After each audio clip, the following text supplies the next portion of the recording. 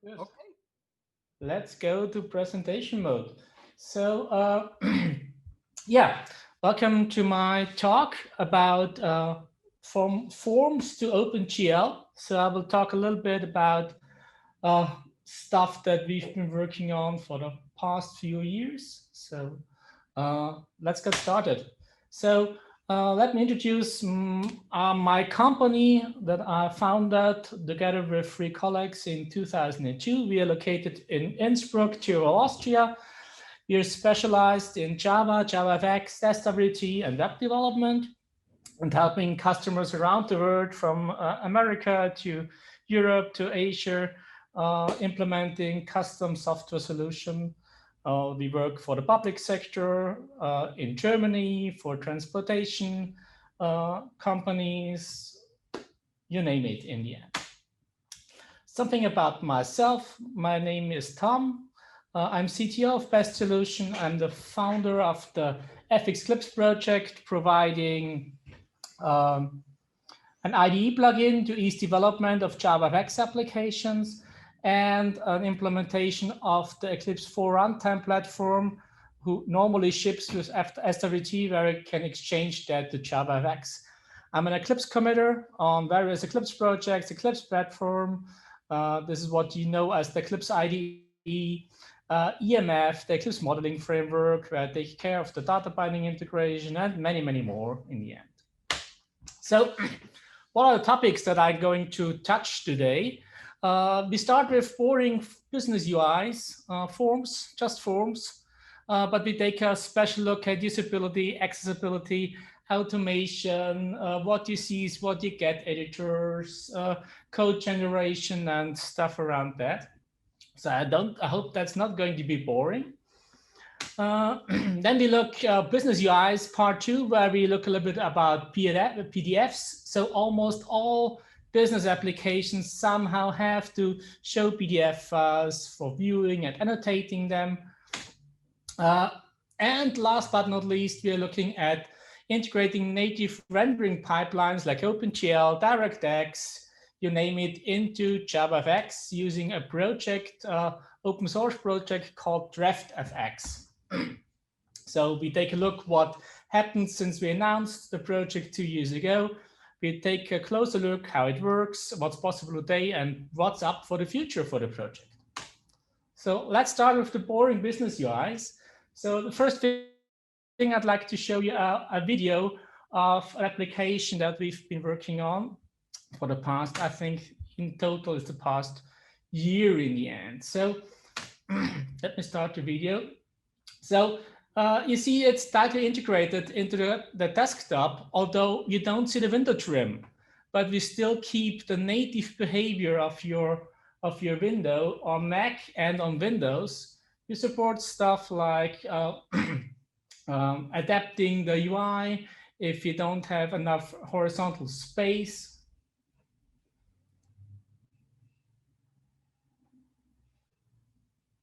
We give immediate feedback to your actions.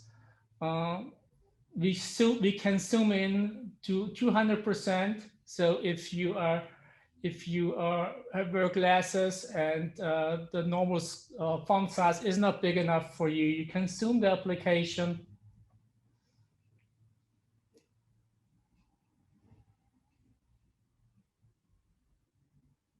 We have themes for people who have color blindness.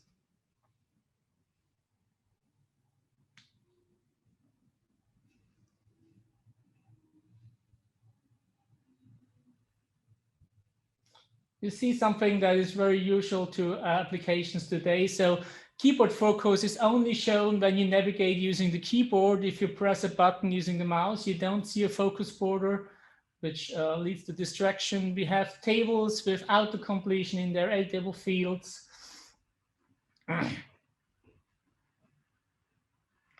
And much more. So we have lightweight dialogues, giving information or asking for feedback. And we have a calendar control integrated, customly written, giving you access to your calendar, similar to calendar FX. So we can navigate to appointments, take a look at the week view. If you watch closely, we keep the information as long as possible on screen, so that doesn't get scrolled out of screen just because only half of the appointment is visible.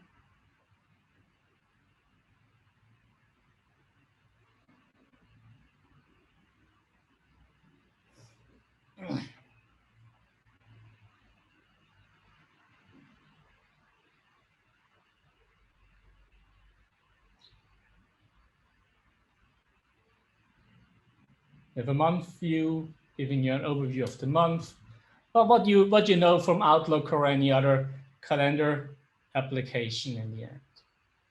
So we naturally can show appointments next to each other. We have year view, and you can navigate from there to the appointments in question. We can show multiple windows next to or parts next to each other. You once more see the responsive layout. When there's not enough space, we hide parts of the screen.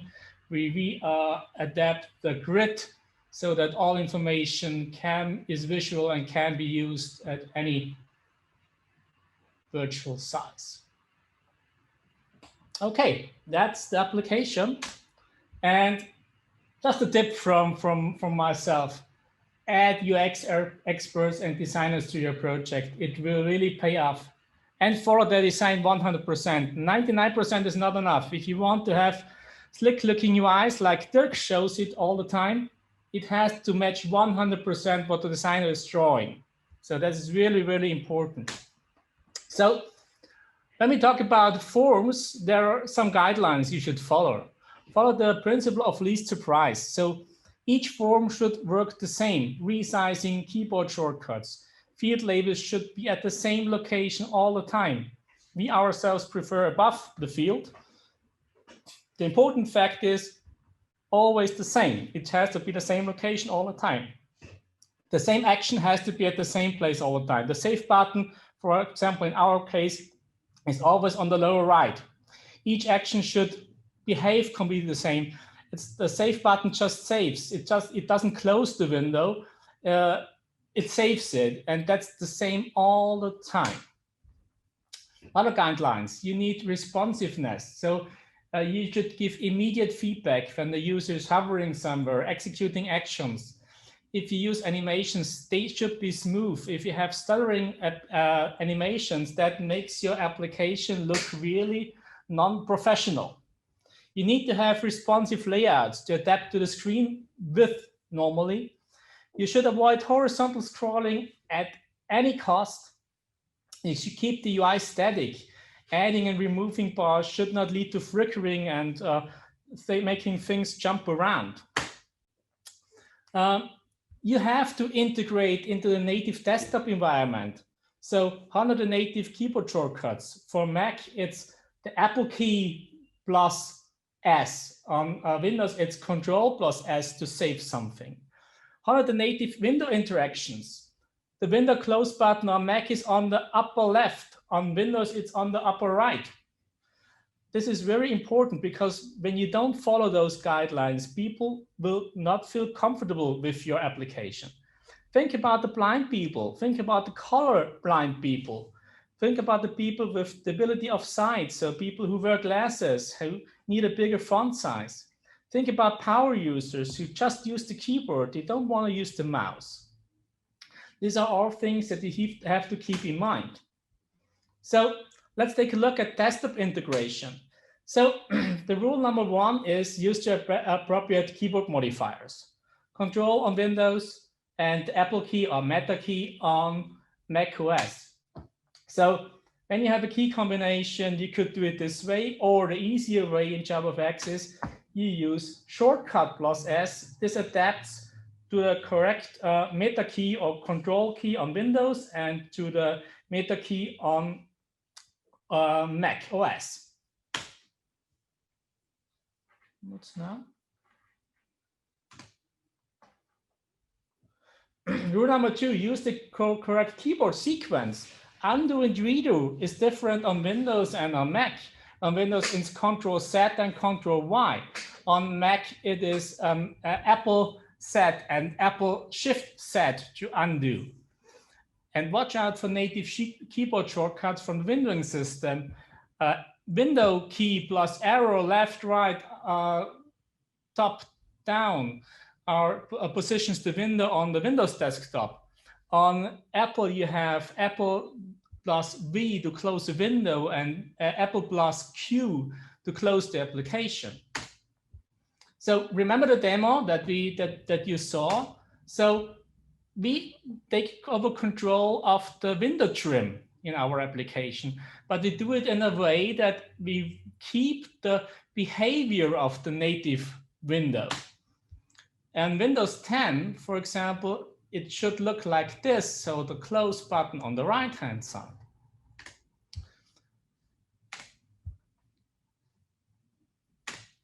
So how to implement something like that? Well, the native approach looks like this. You create a stage and make it undecorated. First of all, there's a small issue in this slide. So you would break keyboard navigation because create content is created before the trim. So you would not follow the keyboard traversal order that you might think you do. So correctly done, it is this way. But when we look at the naive approach, we find out, well, the problem is window resizing. You have to take care yourself of the dragging areas to resize the window. And it's really, really, really, really tough to align yourself to the native behavior in a window. You don't get snapping on Windows. You snap a window using a specific cause. When you drag a window to the upper right corner, it snaps there. The same goes for the right-hand side of your desktop or the lower right corner. So you have window keys like Windows arrow left, right to position the window. You have max restore that doesn't work. So all this stuff is not working when you think that you could implement such a window using an undecorated stage. How it should look like when it's done correct. So you get support for min-max restore. You get support for tiling on the left hand of the screen on Mac, and then going back to the maximum size of the screen. This is what you get if you keep the native trim behavior, although you manage to get rid of the gray trim that you normally get from a window. On Windows, it should look like this. So when I drag the window to the right, you see it snaps there. The same goes true when you go to the lower hand. When you now start using the keyboard, arrow left, right, top, then you see that the window is positioned at the right corner of your desktop. So how does it work? Sorry, I cannot show you the code, but I can give you some pointers. So naturally, it involves GNI C, Objective-C code. On Mac OS, it's just a few lines of code. It's really only 5 lines of Objective-C code, and you get rid of, and you can take over the window trim and color it in your application's color. On Windows, it's fairly involved, and it's more than 300 lines of C code and dealing with the Win32 APIs to really get that working. But this is something, if you really want an application that integrates tightly with the desktop you're running in, you really have to do that. So how do we construct the window in our application? This was the code, our naive approach. So our window construction now looks like that. So we have a helper method that undecorates a stage that we get in.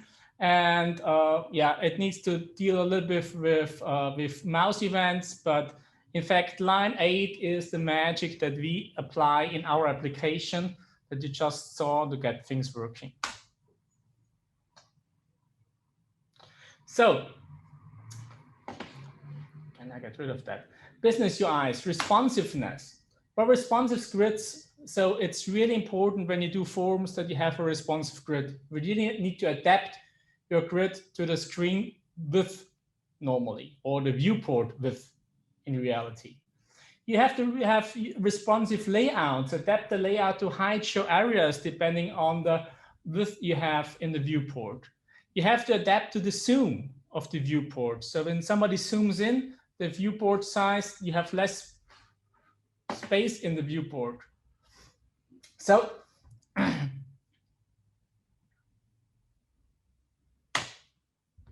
what does that mean? When I look at my application that I showed you, you see now we adapted the form. So to go to a 2-column layout, and then there's not enough space anymore to show both parts of the screen. So we changed the layout and allow it to switch between the areas. What do I need when we talk about zooming? So now we zoom to 125%, 150, 200. You see we didn't have enough space to show all buttons, so we collapsed them in a drop-down menu. This is all stuff that when I talk about the viewport zooming, this is part of that story. So how is it done? How would you implement a responsive grid? Well, it's fairly easy. We just use a grid pane and wrap that in a region.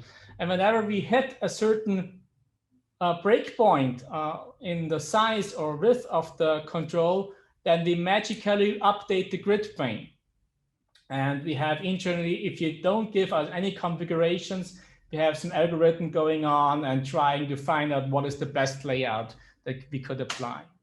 So how does it look in code? So our flex pane allows you to say, okay, this flex pane has 4 layout types, 12 column, 6 column, 3 column, 2 column. And down there you see the configurations for each of those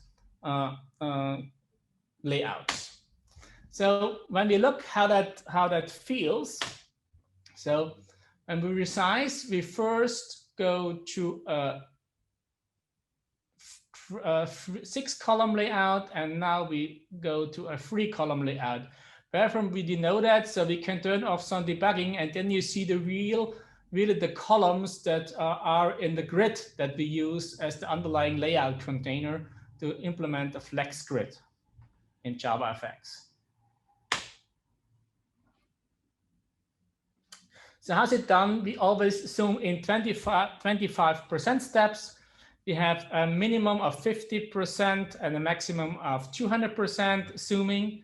Our smallest control unit is 4 pixels. The reason for that is if you divide 4 by 4, you just get 1 pixel. If your minimal unit size when you do sizing of controls is 2 pixels, you would sometimes hit 0.5 pixels, and then you have a rounding problem to align things appropriately to each other. All sizes in our application are expressed as EM. So how does it look like in CSS? We have a base CSS, and whenever you apply a zoom level, we load an additional CSS, and all the additional CSS does, it changes the root font size of your screen. And because everything is defined in EM, you automatically get, where's my mouse? So on the other hand, we have a problem in JavaFX. I think it is fixed in JavaFX 14. And you look at the default JavaFX button with 13 pixels, and now you change the root font size to 104 pixels, you would expect that the button looks like this. But in reality, it looks like that. The problem is that JavaFX doesn't apply the EM recalculation on background core radius and border radius informations. This is a bug in JavaFX. We had to work around that. So other little details. The worst thing that you can do to your performance is to apply drop shadow too much at a certain level in your application. So this line of JavaFX would destroy the complete performance of our application. It's just applying a drop shadow on your root window of the application. So I have a small video showing you the effect of that. So on the left-hand side, well, now we have no border, no drop shadow. Now we turn on drop shadow, and when you look at the animation,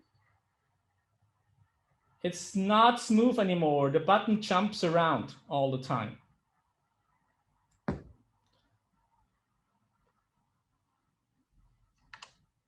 In contrast to that, on the right-hand side, we have an alternate implementation of a drop shadow.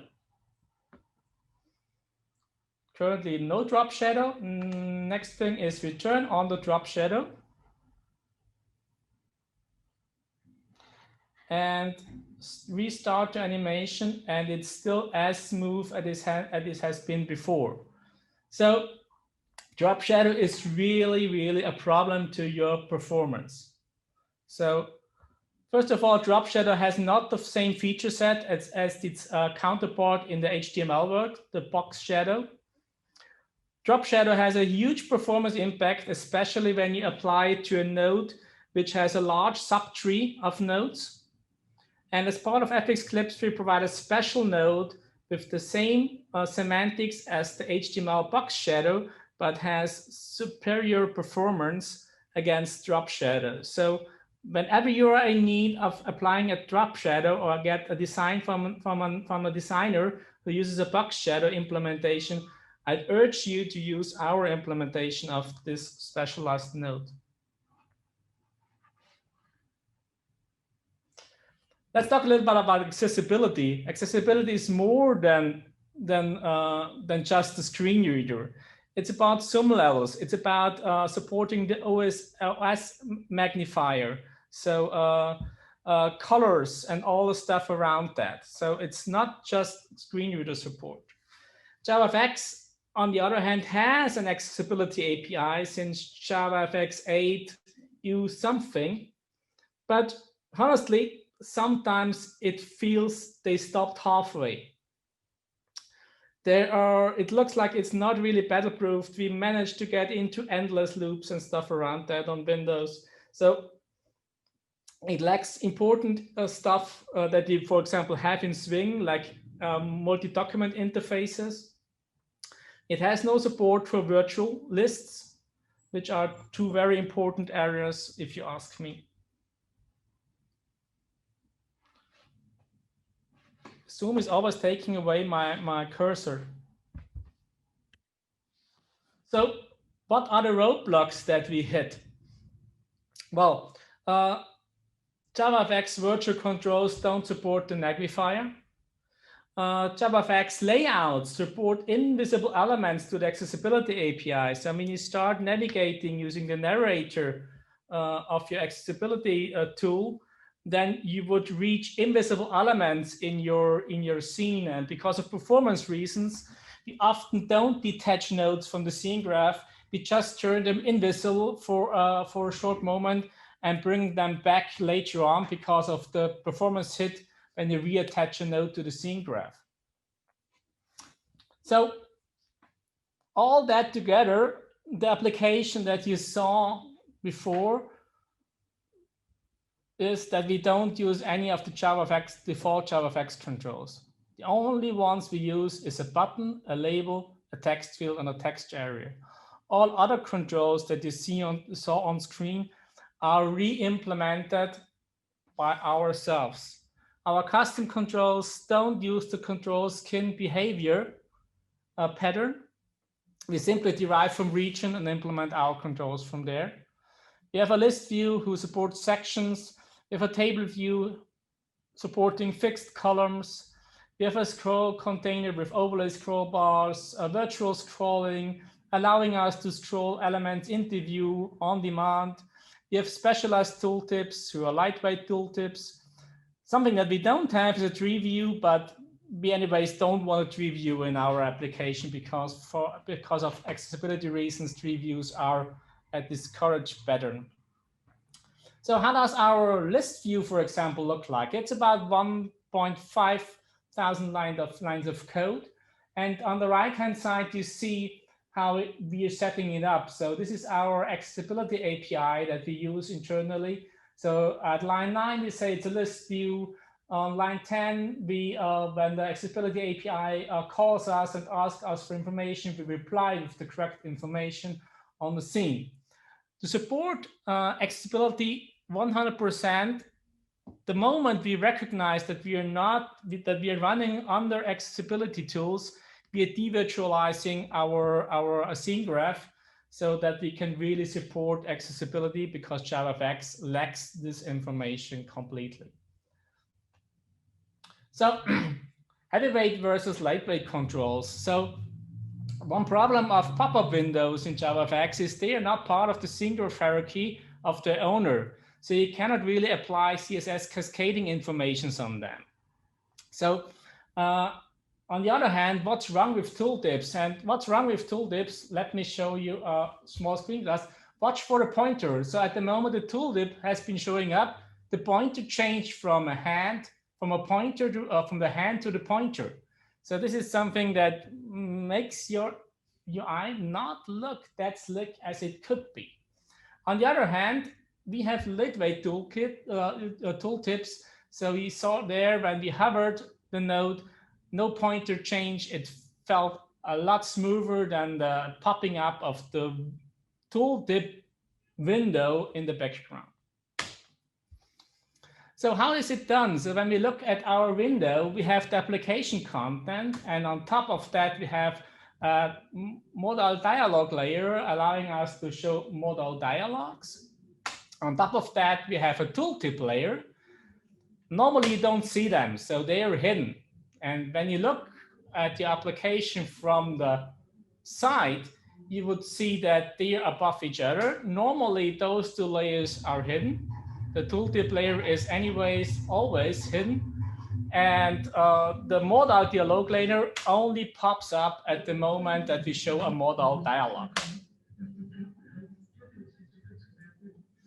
So these are some small details or some stuff. So there are a lot of more details. We play an OS error sound on error dialogs. We have text formatting, live text formatting going on for various field types. We have specialized input fields.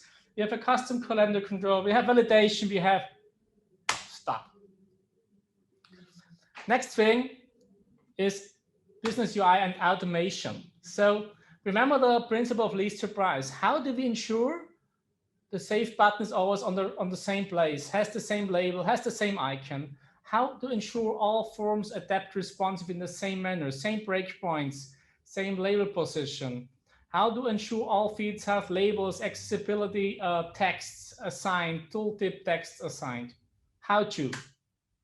Our answer to that is when we talk about, and in the application I've shown you, there are going to be more than 500 forms, which is a really boring task to implement all down. So our idea is that we allow the business analysts to define and describe the forms in a structured manner, and then generate the boilerplate code that you'd have to write using code generation. So we have an abstract form description in XML, and then we have code generators generating code for you. And we have the generators that allow you to create a PDF documentation, HTML documentation from your forms. Remember, this is the form that we are designing, that we are building. And our form builder called GUI Builder works like this. You see in there, you can have sample data. You can live edit the UI.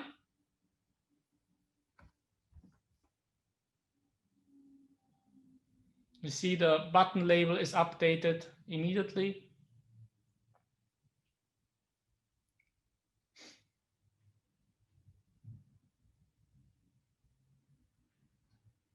The function area is the buttons in the toolbar. You can preview how it would look like in the real running application to get an idea how your UI would look like.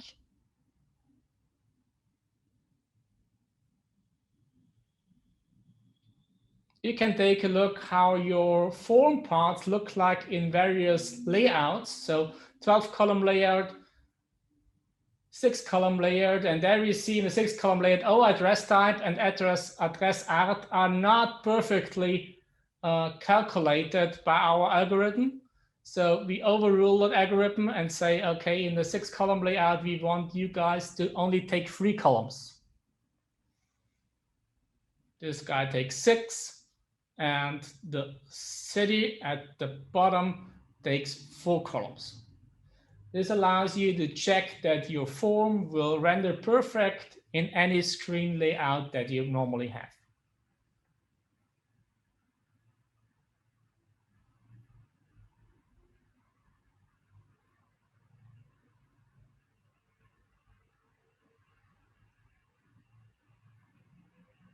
Okay. We naturally also have support for editing or creating table columns and tables and applying formatter rules on the input values. All this stuff is part of our GUI designer. So, and what do we make out of that code? Well, we generate the fxml setup of your application screen. We generate controller code, something that you'd have to write by hand if you're not using, if you do that manually. So how is it done? So the technology stack behind that is Eclipse modeling. So we have an abstract model of the form. The code generators are written in a language called Extend. It's a language that compiles to Java code. The UI is created using FX Clips and the E4 application platform. The build is done using pure Maven. Whatever IDE you like, use it for development. Eclipse, we use Eclipse, but you might use NetBeans, IntelliJ, VS Code, you name it in the end.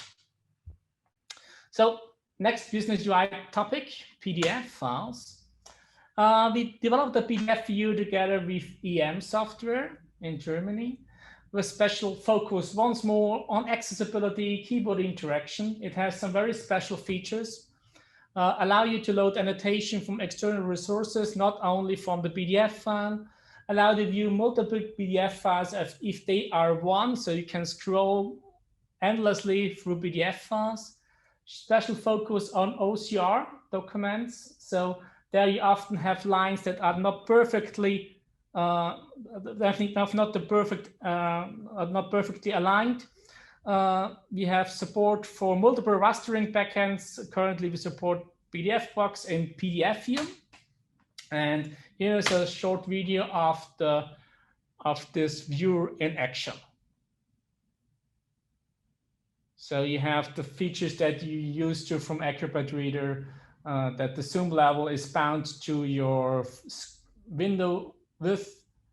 You can adapt it to the height of your window. You have a read mode where you always show 2 pages next to each other instead of a scrolling mode where you have endless scrolling.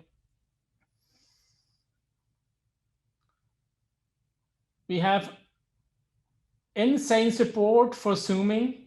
So you can zoom up to a level of 6,000%. And still everything is sharp as hell.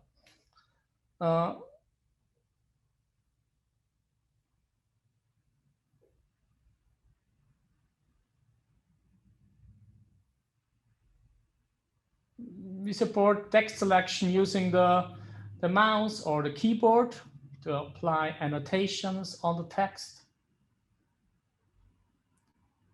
We support selection of rotated texts, something that, as I said, is very important when we talk about OCR documents. And that's it, that's the viewer. And once more, This is not open source, I'm sorry. But this is how it looks in our code when we create a PDF viewer. So only thing is we create the PDF viewer and load the PDF from a stream. So this is the boring stuff. Now let's look at something more interesting, something for real devs. So approaching DriftFX 1.0. So what is DriftFX? DriftFX is directory rendering infrastructure for JavaFX. It allows you to integrate external rendering engines into your JavaFX scene graph. It uses texture sharing on the GPU. You don't go through main memory when you transfer the texture from one rendering pipeline to the other one. Currently only supported on Mac and on Windows. There are alternatives. The direct buffer support in OpenGL 13. Still, there you have to download your texture from the GPU to the main memory. You just don't have to go through the heap. There is native FX from Michael Hoffer. I'm not sure how he's doing it, but I think he is also going through the main memory when he transfers textures from one to the other. History. So DriftFX was announced 2 years ago at the JavaFX Days in Zurich. It was by then a POC sponsored development by a customer of Best Solution. We have been allowed to open source it under EPL. So you can find it on the GitHub repository of the FX Clips project. And the initial version was focused on our customers' needs. So they had a C++ based OpenGL rendering pipeline. So our use case was really focused on that. The API was not really Java developer friendly, but we delivered it as part of the customer's product already. When we now look at 1.0 that we hopefully release very soon, we completely rewrote the initial version. So we've now focused on Java developers, so you can use your WGL stuff directly. So if you ever use that, there is no special thing needed. It's just the stock library that you can download and use it to draw OpenGL textures in as part of your JavaFX application. We removed the support for glue or the usage of glue. We implemented a swap chain API to fix resource allocation problems that we had in our initial API. So from a technical point of view, how does it work? So when you look at the JavaFX rendering pipeline, you have the public API like region, and they have the internal APIs ngRegion. ngRegion, as part of the rendering process, is drawing on a texture. And what we do with DriftFX surface and ngDriftFX surface is that we create textures, but we expose those textures to the outside world. So a native rendering pipeline can grab such a texture, draw in there, and return it to our swap chain, and we will draw it as part of the rendering process of JavaFX and draw it on the final texture of your application. So what do we have? We have texture sharing modes currently, main memory, which is a fallback mode that we can use on all operating systems.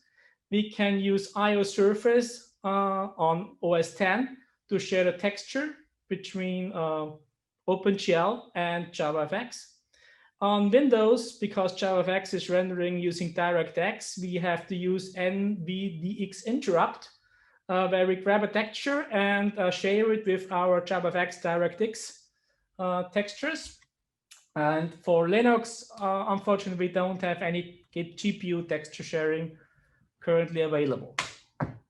So how does that work on the abstract level? Step one is you create a swap chain with a transfer mode, a texture width, and a texture height that you need. You acquire a texture, and now you own it. You can draw on it. You can do whatever you want with that. You render on the texture, and as the step 4, you give back the texture to DriftFX, and DriftFX will make sure that it's drawn as part of the JavaFX rendering process. And then you go back to step 1. This is how your abstract render loop looks like. And this is what it looks in real code. In real code, on line 6 is the create swap chain. Then you acquire the texture. Then you get a texture ID from the system and render on that texture ID using your OpenGL commands that you want to execute. And at the end of that, you give back the texture to DriftFX, and it renders as part of your application. So how does that look like? Another video screencast. So here you see me running our drift samples. We copied a sample from the web, from the repository, from L. So we used the iOS transfer mode. And now you see this texture is rendered using OpenGL in a native pipeline. And you see that this texture is part of the JavaFX scene graph completely, that you can apply JavaFX effects on it. It's just part of the JavaFX scene graph. It's just rendered, the bitmap is just rendered from an external pipeline. You saw, Will, the native rendering pipeline runs at 1000 FPS. JavaFX runs at 62. So we have not capped the renderer and let it running full speed in a tight loop. Okay, how to use in your project? All you need to do is you have to have a project that uses JavaFX or something above. So we support Java 11, Java 12, 13, 14. I have not tried 15, but I'm sure 15 will work as well. We deliver our jar as a multi-release jar. So we run different code paths when you run on Java 8 and when you run on Java 11 and above. You can grab that in your Maven build using the coordinates there, and you can grab the samples that we have from our GitHub repository. So what's next? What's next for us is project contributions, updating docs, streamlining things. Well, the sponsorship of our customer is ending at the end of this year. So if you have something that you want us to implement, this is your chance. Come up with us and talk to us, and we will see whether we can implement the stuff for you and provide all the good things to the community. Some ideas that we have. Well, we'd like to investigate into Vulkan support. This would probably allow us to use texture sharing on Linux. We think we could implement the Chrome embedded framework on top of DriftFX. This will give you a Chrome directly integrated in your JavaFX application. On Windows, we could even use texture sharing for that, because on Windows, the Ceph framework supports that. We could support stuff like Filament, for example, as a physics rendering engine, which would be very awesome, I think. And acknowledgement at the end. Thanks to my coworkers. It's not me doing all the stuff. It's the whole team here in Innsbruck working on stuff like that I've shown you. Our customers allowing us to build stuff like this. And there are some resources if you want to look at the code and stuff around that. So that's it from me. I think I finished in time. Yes, you did. 4:55. I think you actually we have 5 minutes for questions. We have some questions. Let me have a look.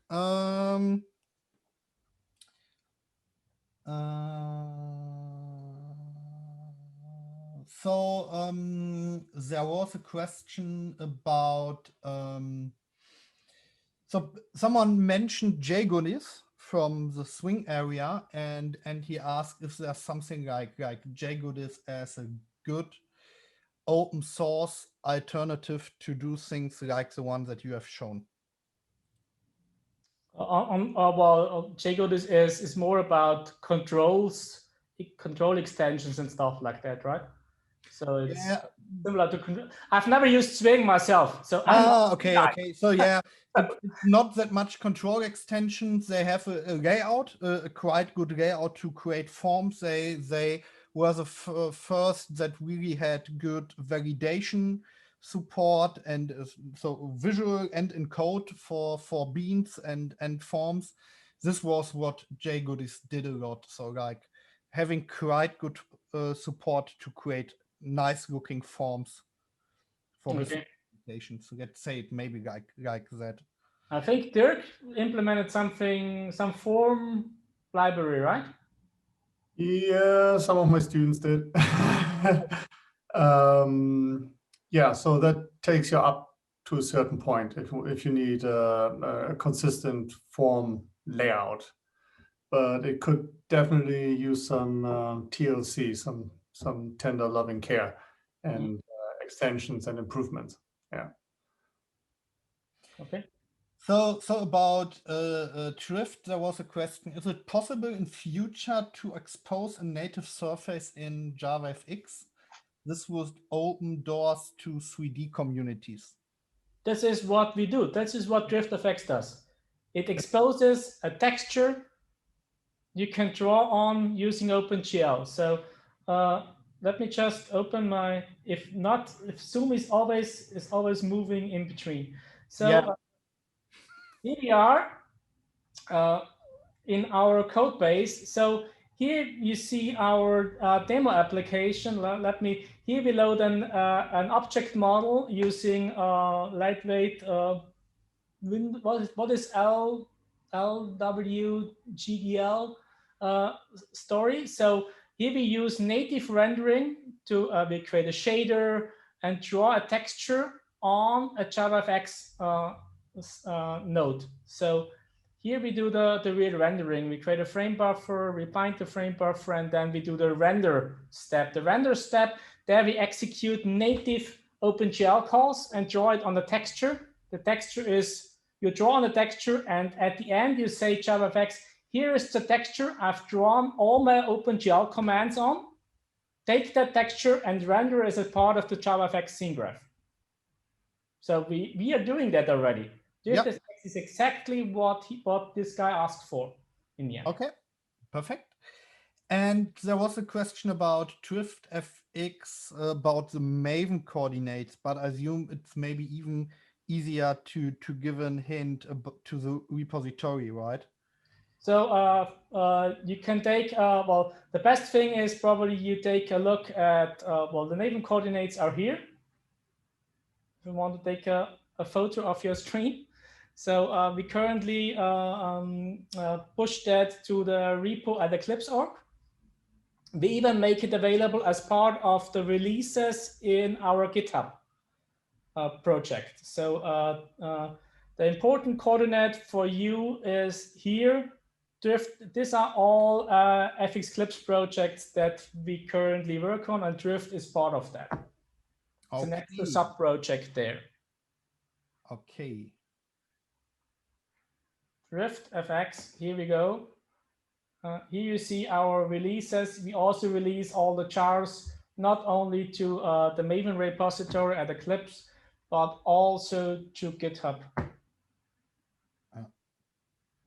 Okay. And I will post the slides on my blog, or I don't know whether you're collecting all the slides. Yeah. I don't know if we collect all the slides. I mean, we have the recordings. I have one question. The EPL license, what exactly does that stand for? Eclipse public license. This is what Eclipse is to release under. So it's a copyleft license. The only thing, if you modify EPL code, you need to push that back to the community. So when you make modifications to our source code, you have to contribute that back or make it public somewhere. So if I have missed any questions, please post them again. Otherwise, I think we're fine here. Oh yeah, here we have something. Are the box, shadow, control, and UI kit methods available somewhere, or is it a paid library?